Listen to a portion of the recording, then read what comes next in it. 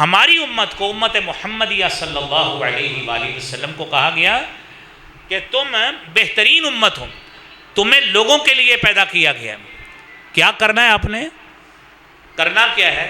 دو کام: تأمرون بالمعروف، نیکی کا حکم دو، وتنہون عن المنکر، برائی سے روکو، وتؤمنون باللہ، تم اللہ پر ایمان لائے ہو، اس اللہ کے طرف داعی بن جاؤ، اللہ کے دین کی طرف دعوت دینے والے بن جاؤ۔ یہ ہمارے اوپر فرض ہے، یہی قرض ہے، یہی شریعت نے ہمارے اوپر نافذ کیا ہے۔ ہمارے سامنے میرے بھائیوں کوئی غلط کام ہو، ہم حکمت کے ساتھ اس کو روکیں، اس کو روکیں۔ اور ایک شخص آپ دیکھیں، سب سے وَمَن يُضْلِلْ فَلَا هَادِيَ لَهُ وَأَشْهَدُ أَن لَّا إِلَٰهَ إِلَّا اللَّهُ وَحْدَهُ لَا شَرِيكَ لَهُ وَأَشْهَدُ أَنَّ مُحَمَّدًا عَبْدُهُ وَرَسُولُهُ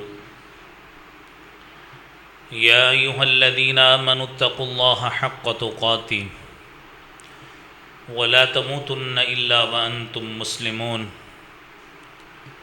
يَا أَيُّهَا النَّاسُ اتَّقُوا رَبَّكُمُ الَّذِي خَلَقَكُم مِّن نَّفْسٍ وَاحِدَةٍ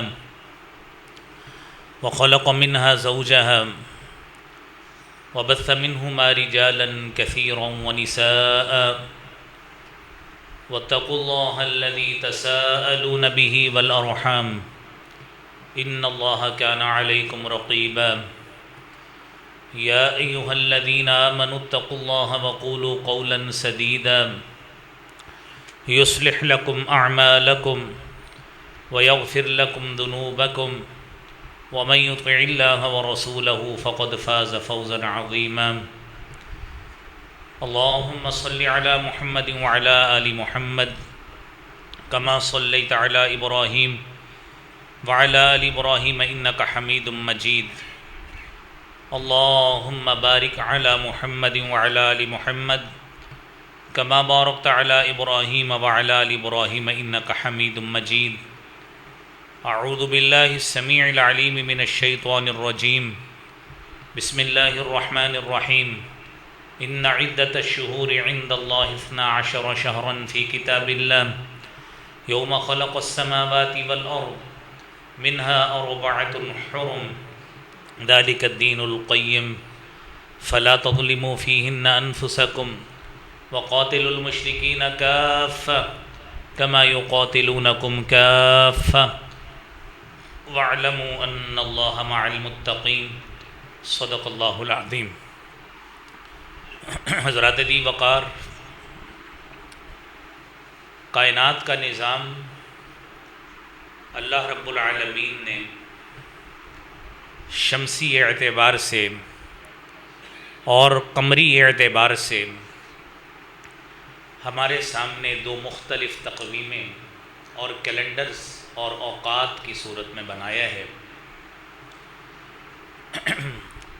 ہمارے نظام الاوقات، وقت کا تعین، تاریخ کا تعین، ہماری زندگی میں پیش آنے والے واقعات وہ انہی کیلنڈرز کے ساتھ اور انہی تقویمی حساب کے ساتھ متعین کیے جاتے ہیں۔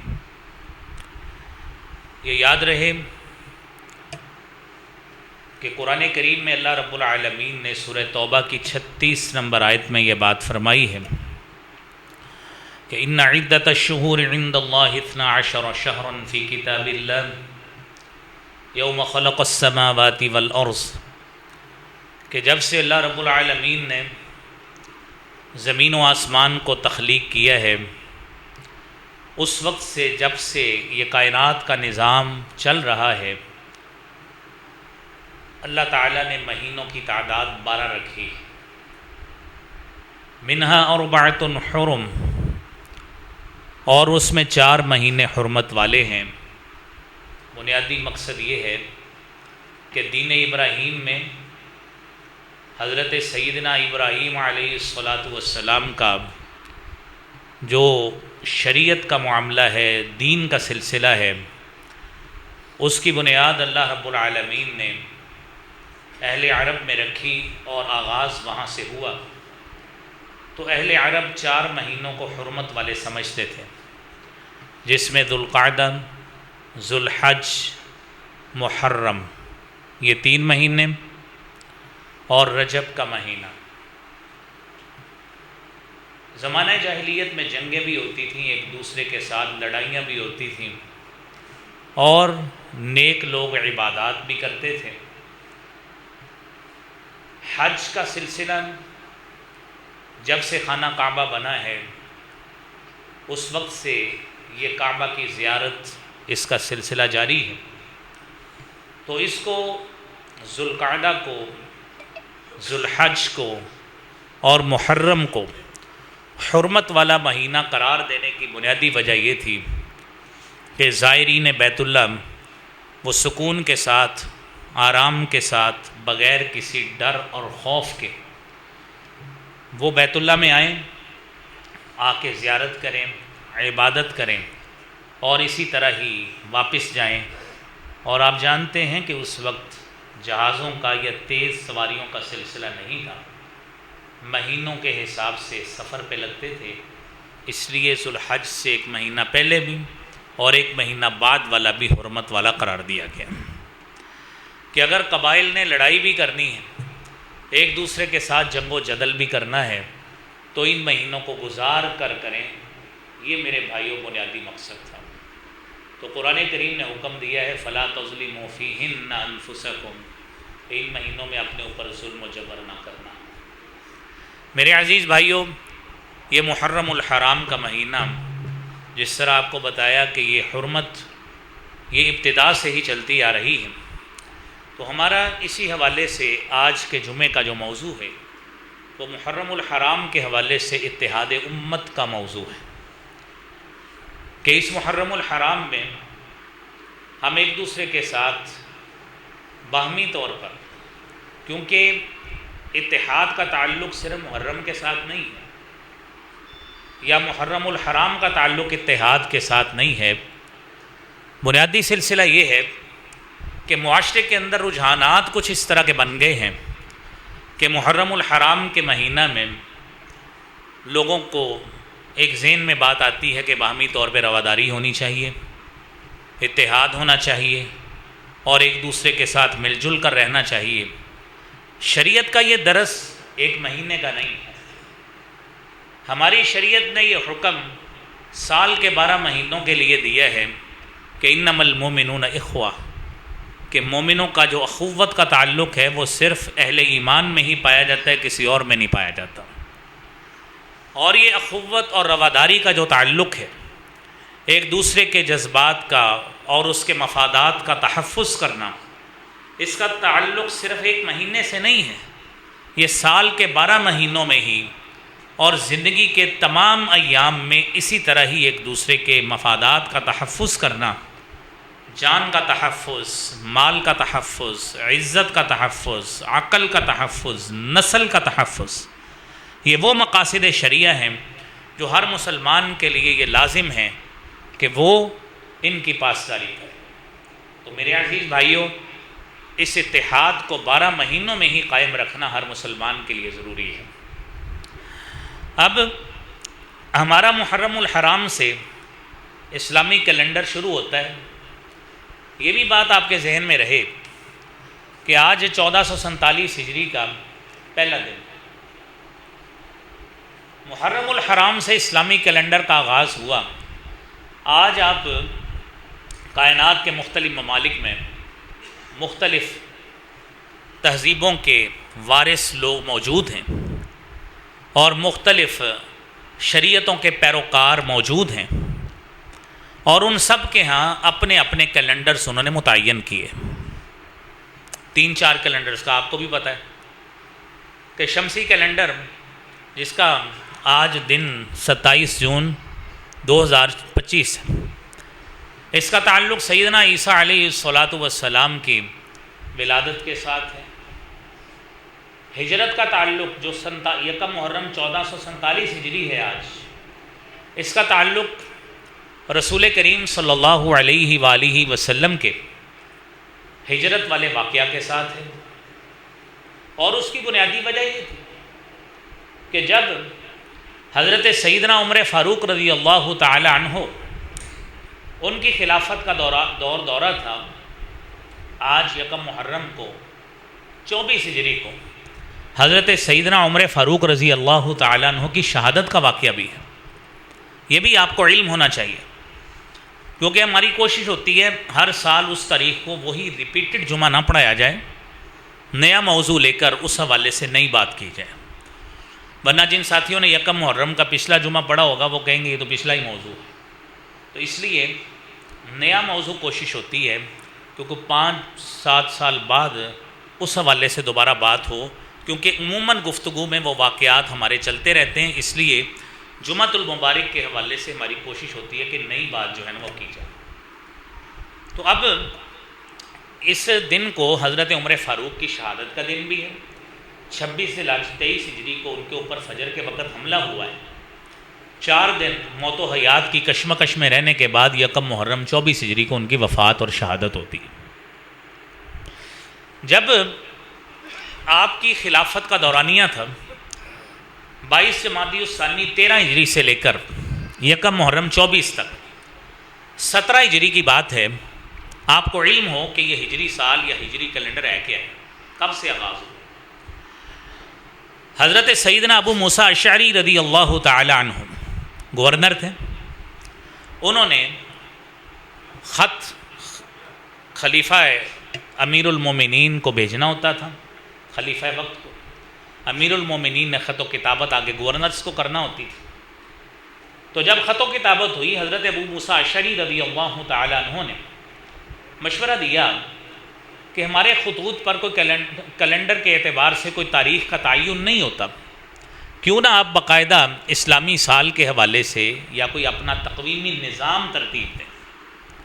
آپ نے اپنی مشاورتی کونسل بلائی اور حضرت علی رضی اللہ تعالیٰ عنہ نے اس میں مشورہ دیا کہ ہم نبی صلی اللہ علیہ وسلم کے ہجرت والے واقعہ کو بنیاد بناتے ہیں اور اس اعتبار سے اپنے سالوں کا تعین کرتے ہیں اور اس اعتبار سے ہجری سال کا آغاز جو ہے نا ہجرت والے سال سے اس وقت سے کرتے ہیں 12 مہینے پیچھے جا کے اس طرح. تو نبی کریم صلی اللہ علیہ وسلم کا ہجرت مدینہ کا واقعہ اس کی بنیاد بنا ہے اور حضرت عمر فاروق نے 17 ہجری میں باقاعدہ اسلامی تقویمی نظام قمری کیلنڈر اس کا جو ہے وہ اجرا کیا ہے. یہ آپ کو علم ہونا چاہیے. تیسرا نظام آپ نے پڑھا ہوگا، یہ جیٹھ ہاڑ کی کوئی تاریخ ہوتی ہے. جیٹھ ہاڑ بیساکھ ساون بھادوں اسوج کاتک، یہ بھی آپ کو دیسی مہینے یاد ہوں. راجہ بکرما جیت اس کے اعتبار سے بکرمی مہینے، یہ بکرمی مہینے کہلاتے ہیں جس کو ہم دیسی مہینے کہتے ہیں. اور پھر یہودیوں نے اپنے ہاں جس کیلنڈر کو رواج دیا ہے وہ اس تاریخ کا اعتبار کیا جب حضرت سلیمان علیہ الصلاۃ والسلام تخت نشین ہوئے تھے. انہوں نے اس کو بنیاد بنا کر اس وقت کو اس تاریخ کو اپنی بنیاد بنایا. رومن عیسائیوں نے اس اسکندر اعظم کو، جس کو انگریزی میں الیگزینڈر دا گریٹ کہتے ہیں، جب اس نے حکومت سنبھالی ہے اس کے حکومت سنبھالنے کے دن سے انہوں نے اپنا تقویمی نظام اہل روم نے ترتیب دیا ہے عیسائیوں. تو یہ دنیا میں مختلف نظام چلتے ہیں. چائنا کا اپنا نظام ہے، چائنا کا کیلنڈرز کے اعتبار سے. تو یہ مختلف 6-7 کیلنڈر آپ کو بتا دیں. اب آئیے ہم اپنے اعتبار سے بات کرتے ہیں کہ سن ہجری کا آغاز جب سیدنا فاروق اعظم رضی اللہ تعالیٰ عنہ کے دور سے ہوا ہے تو ہم اب ہجری سال تو چل رہا ہے. وقت کا تقاضا یہ ہے کہ امت کے اندر اتحاد قائم ہو، اتفاق قائم ہو. اور یہ کیسے ہوگا؟ قرآن کریم میں اللہ رب العالمین فرماتے ہیں قُلْ يَا أَهْلَ الْكِتَابِ تَعَالَوْا إِلَىٰ كَلِمَةٍ سَوَاءٍ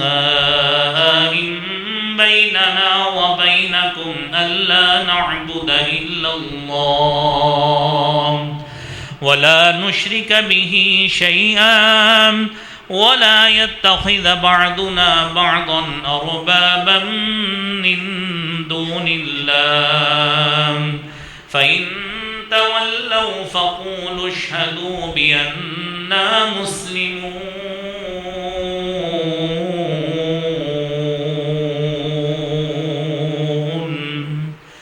اتحاد کی پہلی دعوت میرے بھائیوں یہ ہے، ہمارے دین میں، ہماری شریعت میں عیسائیوں کو بھی دعوت دی گئی، یہودیوں کو بھی دعوت دی گئی کہ آؤ ایک کلمے پہ اکٹھے ہو۔ وہ کلمہ یہ ہے جو تمہارے نبی نے بھی جس کی تبلیغ کی، ہمارے نبی نے بھی، اللہ نعبد الا اللہ، اللہ کے سوا کسی کی عبادت نہیں کریں گے، اللہ کے ساتھ کسی کو شریک نہیں بنائیں گے۔ میرے بھائیوں، ہماری مسلمانوں کی آج بھی سب عیسائیوں کو، سب یہودیوں کو قرآن کی صورت میں وہی دعوت ہے، اور اندرون پاکستان، اندرون ملک میں تمام اہل فکر و دانش کو یہی دعوت ہے کہ ہم دین اسلام کے پیروکار ہیں، ہم شریعت محمدی کے پیروکار ہیں صلی اللہ علیہ وآلہ وسلم۔ اور شریعت محمدی وہ ہے کہ حضرت جبریل علیہ الصلاۃ والسلام کے ذریعے اللہ تعالیٰ نے جناب محمد مصطفیٰ صلی اللہ علیہ وآلہ وسلم پر اپنی شریعت کا نزول فرمایا، اور آپ تک جو شریعت پہنچی اس کو آگے پہنچانے کا ہمارے تک جو حق ادا کیا ہے وہ سب سے پہلے اس جماعت نے ادا کیا ہے جس کو حضرات صحابہ کی جماعت کہتے ہیں، جنہیں اہل بیت کا خاندان کہا جاتا ہے، اس برادری کو کہا جاتا ہے، انہوں نے اس کو پہنچایا۔ اگر آپ ان کے ایمان میں شک کریں گے تو آپ پوری شریعت کو مشکوک نظروں سے دیکھیں گے۔ آئیے سب سے پہلے اللہ کے نبی صلی اللہ علیہ وسلم کی نبوت کو تسلیم کریں، آئیے صحابہ کرام کی صداقت کو تسلیم کریں، ان کی امانت کو تسلیم کریں، ان کی دیانت کو تسلیم کریں، اور انہیں ہر لحاظ سے شریعت محمدی کا امین اور دیانت داری کا مجسمہ تصور کرتے ہوئے ان کی پہنچائی گئی شریعت پہ اعتبار کریں گے۔ اتحاد کا پہلا زینہ ہے۔ اگر آپ میں سے، یعنی اہل پاکستان میں سے کوئی شخص صحابہ کرام میں سے، اہل بیت میں سے، ان کسی بھی شخصیت کو آپ شک کی نظروں سے دیکھیں گے، اس کے ایمان کو مشکوک سمجھیں گے، اور اس کے اوپر نعوذ باللہ بددیانتی کا الزام لگائیں گے، تو نعوذ باللہ آپ نے شریعت کو آپ نے مشکوک کر دیا ہے، اور دیانت داری کا آپ نے سب سے پہلے بددیانتی کا الزام خود گھڑا ہے۔ لہذا یہ پہلا کام، اس کی بنیاد پر ہم یہ کام کرتے ہیں۔ میرے عزیز بھائیوں، رسول اللہ صلی اللہ علیہ وآلہ وسلم نے 7 ہجری میں مختلف بادشاہوں کو، روم کا بادشاہ، ایران کا بادشاہ، مصر کا بادشاہ، مختلف بادشاہوں کو 7 بادشاہ کم از کم، ان کو آپ نے دعوتی خطوط بھیجے کہ اسلام لے آئے، اور اس کی بنیاد توحید پہ ہوگی، یعنی دعوت دی اللہ رب العالمین پر، اس کی دعوت، توحید کی دعوت دی اپنی طرف سے کہ آپ اس خالق کو تسلیم کریں جس نے ہمیں بھی پیدا کیا، آپ کو بھی پیدا کیا، جس نے آپ کو یہ حکومت اور سلطنت عطا فرمائی ہے، یہ اس رب کی دی ہوئی ہے، لہذا اس کی توحید کے قائل ہو جائے۔ یہ ہماری بنیاد ہے۔ پاکستان میں رہنے والے 95% سے اوپر لوگ توحید کو تسلیم کرتے ہیں، لیکن اس میں سے کتنے فیصد ایسے لوگ ہیں جو اس توحید میں بھی نعوذ باللہ ملاوٹ کرنے والے موجود ہیں؟ کتنے لوگ ملاوٹ کرنے والے موجود ہیں؟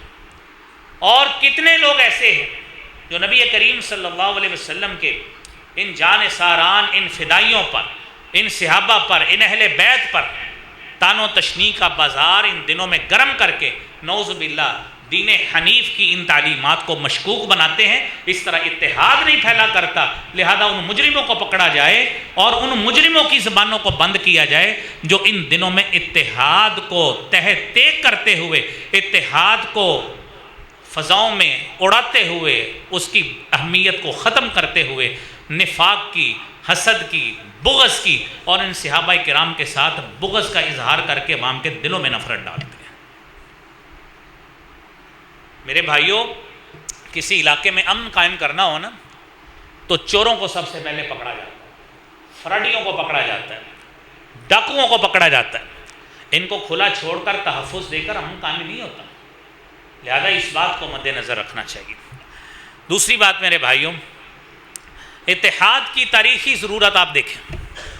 اللہ رب العالمین نے قرآن کریم میں ہمیں یہ بات بتائی کہ میں نے جب تمہارے لیے جو شریعت بھیجی ہے اس کی حیثیت اور حقیقت کو سنیے۔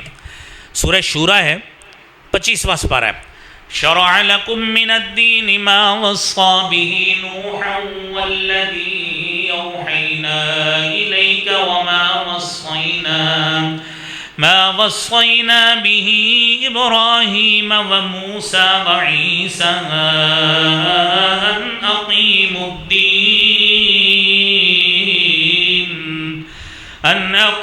الدين ولا تتفرقوا فيه. تمہارے لیے جو شریعت بنائی یہ وہی ہے. مخاطب ہیں اللہ رب العالمین ہم امت محمدیہ صلی اللہ علیہ وآلہ وسلم کے پیروکاروں کو، ان کے افراد کو. تمہارے لیے وہی شریعت بنائی گئی جس کی وصیت ہم نے اس سے پہلے ابراہیم کو بھی کی، موسیٰ کو بھی کی، عیسیٰ کو بھی کی. اور آج میرے بھائیوں انہی شخصیات کے پیروکاروں کو گن لیں تو دنیا کی 60% سے اوپر آبادی انہی 3 شخصیات کی پیروکاری کا دعویٰ کرتے ہیں. حضرت ابراہیم علیہ السلام کی طرف نسبت یہودی بھی کرتے ہیں، عیسائی بھی کرتے ہیں. اور عیسائیوں کی اس وقت جو دنیا میں تعداد ہے وہ تقریباً 50% کے قریب ہے. مسلمانوں کی تعداد 20 سے 25% کے درمیان ہے. تقریباً 10 سے 15% کے درمیان ہندوؤں کی تعداد ہے، اور اتنے ہی کمیونسٹ لوگ ہیں. یہ ہے آپ کے سامنے جو موٹی موٹی سی کیلکولیشن. باقی چھوٹے چھوٹے مذاہب کے اور ان کے فکر کے پیروکار الگ لوگ ہیں. 8 ارب آبادی میں آپ تصور کیجئے مسلمان بھی، عیسائی بھی، یہودی بھی، ان سب کو یہ سبق ہے کہ تم سب کا ایک ہی منبع ہے، ایک ہی بنیاد ہے، وہ حضرت ابراہیم علیہ السلام کو دی گئی شریعت ہے. اور ابراہیم کی حیثیت کیا تھی؟ ما كان ابراہیم یہودیا ولا نصرانیا ولكن كان حنیفا مسلما وما كان من المشرکین.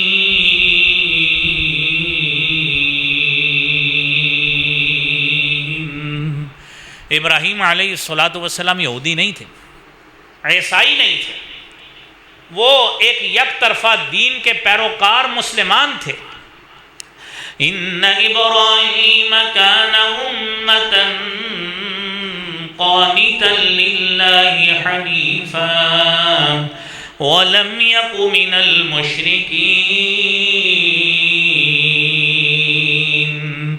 شاکرا لانعمه اجتباہ وہداہ الی صراط مستقیم.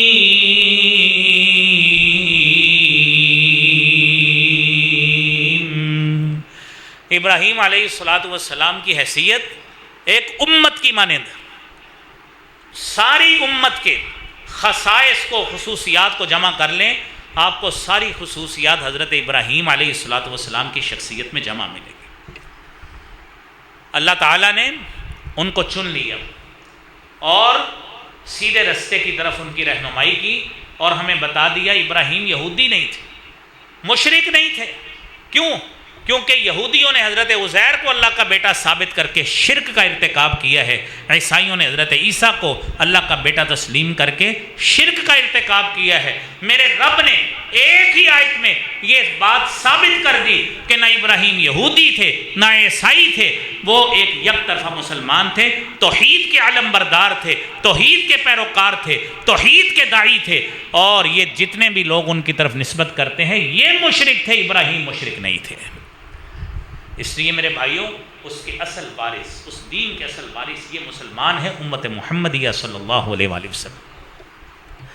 اور جب اس کے یہ وارث ہیں تو اس امت کے لیے سبق یہ ہے کہ ہم اس کو سمجھیں. کیا آپ تصور کریں، امام بخاری رحمۃ اللہ علیہ ان کے استاد ابو العالیہ بیان کرتے ہیں کہ یہ جو بغیم بینہم، یہ جو آیت کریمہ میں آپ نے سنا کہ آپس میں بغاوت کرتے ہوئے، سرکشی کرتے ہوئے تفرقہ بازی نہ کرو، اتحاد کے علم بردار بنو، ایک دوسرے کے ساتھ ملنے جلنے والے بنو. وہ کیسے ہوتا ہے؟ تو یاد رہے اس عداوت، اس دشمنی اور اس اختلاف کا سبب کیا ہوتا ہے؟ جب انسان کو مال کی طلب ہو جائے، شہرت کی طلب ہو جائے اور شیطان اس کو خدمت دین سے ہٹا کر دنیا کی طرف لگا دے تو وہ بیان کی طرف، تو وہ بغاوت کی طرف اتر جاتا ہے۔ پھر اس کے دل میں اتحاد نہیں ہوتا، اس کے دل میں حب مال ہوتی ہے، دنیا کی طمع ہوتی ہے، اور ممبر سے، مسجد سے، محراب سے محبت نہیں ہوتی، دنیا سے محبت ہوتی ہے کہ میرا سکہ چلنا چاہیے، مجھے مال ملنا چاہیے، مجھے شہرت ملنی چاہیے، کیونکہ صحیح بات کرنے سے شہرت کم ملتی ہے۔ اور آج ڈیجیٹل دور میں جب آپ کسی کو گالی نکالیں گے آپ کی شہرت زیادہ ہوگی، لہذا لوگوں کو ویوز چاہیے، سبسکرائبرز چاہیے، اس کے لیے وہ یہ کام کرتے ہیں۔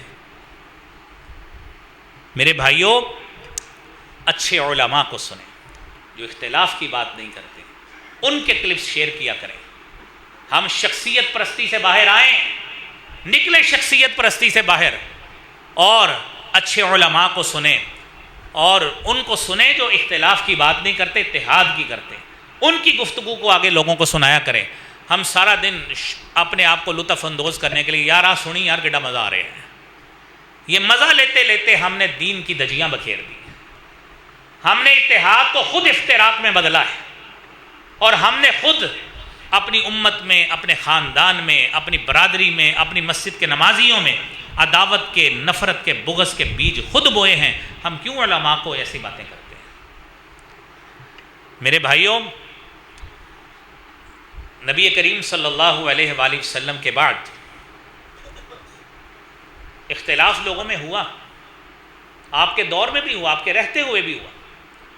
اختلاف ہونا مسائل کے حوالے سے اس کا کوئی ایشو نہیں، لیکن اس اختلاف کو بنیاد بنا کر کسی پہ کفر کا فتویٰ لگا دینا، کسی پہ مشرک کا فتویٰ لگا دینا، اور پھر اپنی پسند اور ناپسند کی بنیاد پر کسی کو دین سے نکال دینا، یہ میرے بھائیوں، یہ وہ خطرناک ذرائع ہیں جس نے ہماری امت سے اتحاد کو ختم کر کے افتراق کا، حسد کا اور عداوت کا اس کی بنیاد رکھی ہے۔ یہ بدترین وہ ذرائع ہیں۔ قرآن کریم نے اسی کی مذمت بیان کی ہے، وَلَا تَكُونُوا كَالَّذِينَ تَفَرَّقُوا وَاخْتَلَفُوا مِن بَعْدِ مَا جَاءَهُمُ الْبَيِّنَاتُ وَأُولَئِكَ لَهُمْ عَذَابٌ عَظِيمٌ۔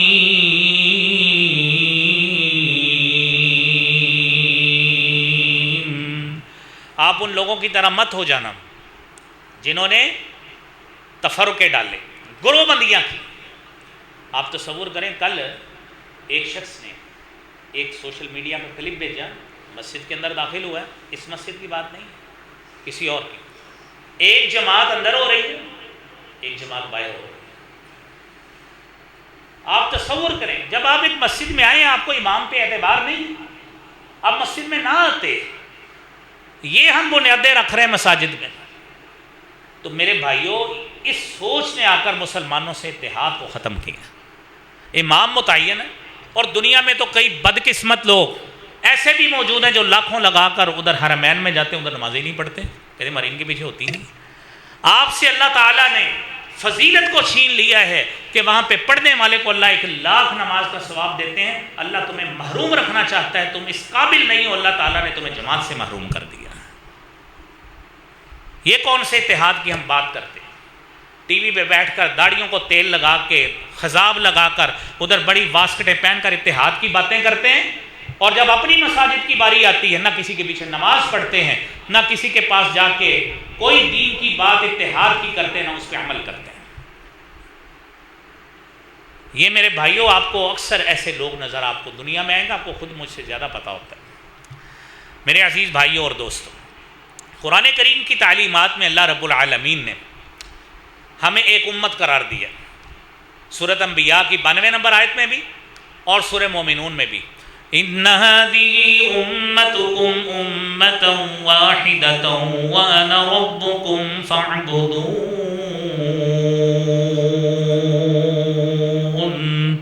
فَتَقَطَّعُوا أَمْرَهُمْ بَيْنَهُمْ كُلٌّ إِلَيْنَا راجعون۔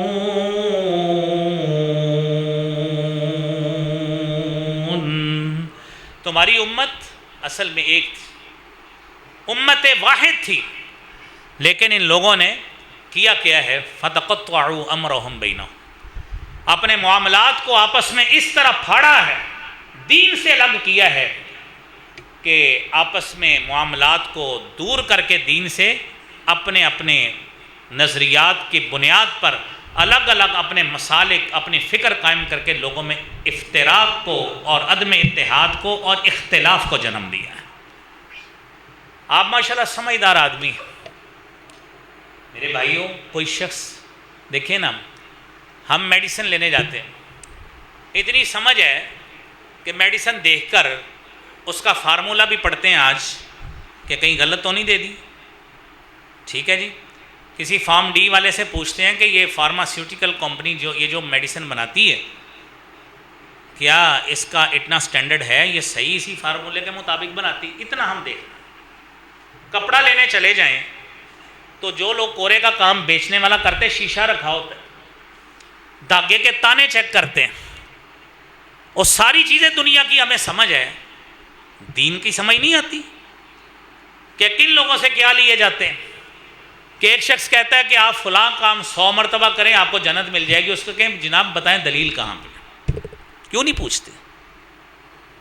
یہ دین جو شخص ہمیں ریب بنا کے، خوشنما بنا کے پیش کرتا ہے، ہم اس سے لے کر جاتے ہیں اور اس کے مطابق چپ کر کے عمل شروع کر دیتے ہیں۔ یہ کیسا سلوک ہم دین کے ساتھ کر رہے ہیں؟ اس لیے میرے بھائیوں، ہماری اپنی تربیت ہونے والی کہ دین کے حوالے سے جس طرح ساری زندگی اپنے معاملات میں اتنے کانشیس اور باخبر ہیں، دین کے معاملے میں کیوں نہیں ہوتے؟ کیوں نہیں پوچھتے کہ آپ نے یہ جو چیز بیان کی ہے اس کی شریعت میں دلیل کیا ہے؟ جب آپ کو کوئی شخص ایسی باتیں سناتا ہے، غلط فضیلت سنا کر غلط عمل کروا جاتا ہے، تو قصوروار ہم ہیں، اس میں ہمیں بتانے والا کم جاہل ہوتا ہے، ہم لینے والے زیادہ جاہل ثابت ہوتے ہیں۔ تو میرے عزیز بھائیوں، امت کا مفہوم سمجھیے۔ ہر نبی کو جس قوم کی طرف بھی بھیجا گیا ہے وہ امت ہے، وہ اس نبی کی امت ہے۔ قرآن کریم میں اللہ فرماتے ہیں وَلَقَدْ بَعَثْنَا فِي كُلِّ أُمَّةٍ رَسُولًا، ہر امت میں ہم نے ایک رسول بھیجا۔ اور یاد رکھیے، انسانوں کی امت کو الگ امت کہا گیا ہے، حیوانوں کی، پرندوں کی امت کو الگ کہا گیا ہے، اور اس کا تذکرہ سورہ انعام کی 38 نمبر آیت میں ہے وَمَا مِن دَابَّةٍ فِي الْأَرْضِ وَلَا طَائِرٍ يَطِيرُ بِجَنَاحَيْهِ إِلَّا أُمَمٌ أَمْثَالُكُمْ مَا فَرَّطْنَا فِي الْكِتَابِ مِن شَيْءٍ۔ یہ جتنے بھی چوپائے ہیں نا، زمین پر پھرنے والے اور آسمانوں پہ اڑنے والے پرندے، سورہ انعام کی 38 نمبر آیت، اللہ کہتے ہیں تمہاری طرح کی قومیں ہیں، امتیں ہیں، لیکن وہ امت مکلف نہیں ہے۔ اچھائی اور برائی کا مکلف ہم انسان ہیں۔ تو میرے بھائیوں، ہمیں کیا کرنا ہے؟ تیسرے نمبر پر امت کا لفظ یہ شریعت پہ بھی بولا جاتا ہے، کان الناس امۃ واحدہ، امت ایک تھی، فبعث اللہ النبیین مبشرین ومنذرین، اللہ نے انبیاء کو بھیجا ہے خوشخبریاں دے کر لوگوں کو دین کے قریب کرتے، اور ڈرانے والے بنا کر بھیجا کہ لوگوں کو اللہ کے عذاب سے ڈرائیں اور بے عملی سے لوگوں کو دور کریں، نیکی کے قریب لائیں۔ میرے عزیز بھائیوں، یہ ساری چیزیں، اور جب یہ سارا کچھ ہے، اللہ نے ایک شخصیت کی مثال دی، جس طرح پہلے آیت سنی ان ابراہیم کان امتن قانتا، کہ ابراہیم کی شخصیت ایک امت کی مانند تھی۔ کیوں؟ کہ حضرت ابراہیم نے دعوت بھی دی، آزمائشیں بھی جھیلیں، مسجد بھی بنائی، بیت الحرم کی تعمیر بھی کی، سفر بھی کیا، ہجرت بھی کی، ساری خصوصیات جو آزمائش کی صورت میں ہو سکتی ہیں، اللہ رب العالمین نے ہر طریقے سے ابراہیم کو آزمایا۔ تو اللہ فرماتے ہیں انی جاعلک للناس اماما، اس خصوصیت کی بنا پہ میں تجھے دنیا کا امام بناتا ہوں۔ یہ امت کی ایک مجموعہ، ایک شخصیت کی بنا پر اگر کسی کی مثال دی جا سکتی ہے تو قرآن میں اللہ نے حضرت ابراہیم علیہ الصلوۃ والسلام کی دی۔ میرے عزیز بھائیوں، حق پر چلنے والے اور باطل پر چلنے والے مد مقابل ہوتے ہیں۔ اور ایک ایک امت کہلاتی ہے۔ اور یاد رکھیے امت کا لفظ سے ہے، عربی زبان میں ماں کو کہتے ہیں، جہاں سے چیزیں پیدا ہوتی ہیں، اور امت سے آگے مختلف برادریاں، مختلف مسالک، مختلف سیکٹس نکلتے ہیں، لہذا اس امت میں تفرقہ ڈالنے سے اللہ تعالیٰ نے منع کیا ہے، اللہ کے نبی صلی اللہ علیہ وسلم نے منع کیا ہے۔ پھر میرے بھائیوں، امت میں بڑے بڑے پیشوا بھی ہوتے ہیں، اور جو لوگ اپنے اپنے تئیں اپنے اپنے فالوورز پیدا کرتے ہیں، اسکول آف تھاٹ بناتے ہیں، فکر بناتے ہیں، ان کے لیے بھی امت بولا جاتا ہے۔ اور میرے عزیز بھائیوں، حضرت ابراہیم علیہ السلام نے جب خانہ کعبہ کی تعمیر کی ہے تو انہوں نے کیا بولا؟ ربنا وجعلنا مسلمین لک ومن ذریتنا امة مسلمة لک وارنا مناسکنا وتب علینا انک انت التواب الرحیم۔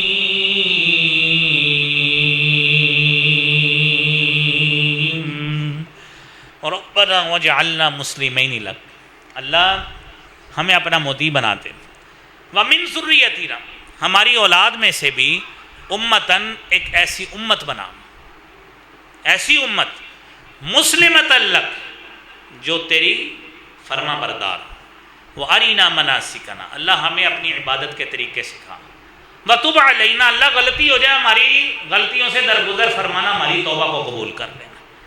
یہ جد الانبیاء حضرت ابراہیم علیہ السلام نے سکھایا۔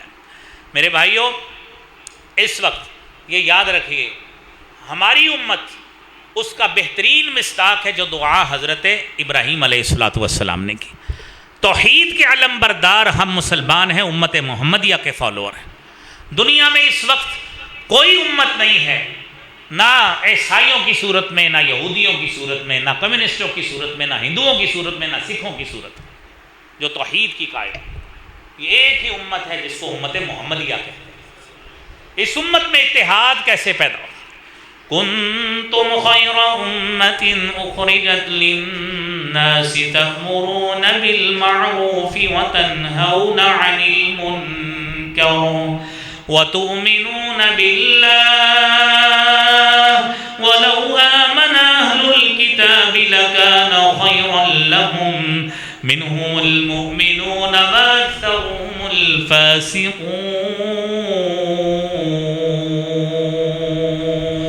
الفاسقون۔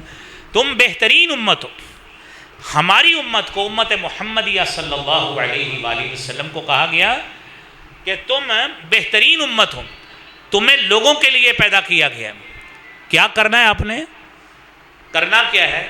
دو کام، تأمرون بالمعروف، نیکی کا حکم دو، وتنہون عن المنکر، برائی سے روکو، وتؤمنون باللہ، تم اللہ پر ایمان لائے ہو، اس اللہ کے طرف داعی بن جاؤ، اللہ کے دین کی طرف دعوت دینے والے بن جاؤ۔ یہ ہمارے اوپر فرض ہے، یہی قرض ہے، یہی شریعت نے ہمارے اوپر نافذ کیا ہے۔ ہمارے سامنے میرے بھائیوں کوئی غلط کام ہو، ہم حکمت کے ساتھ اس کو روکیں، اس کو روکیں۔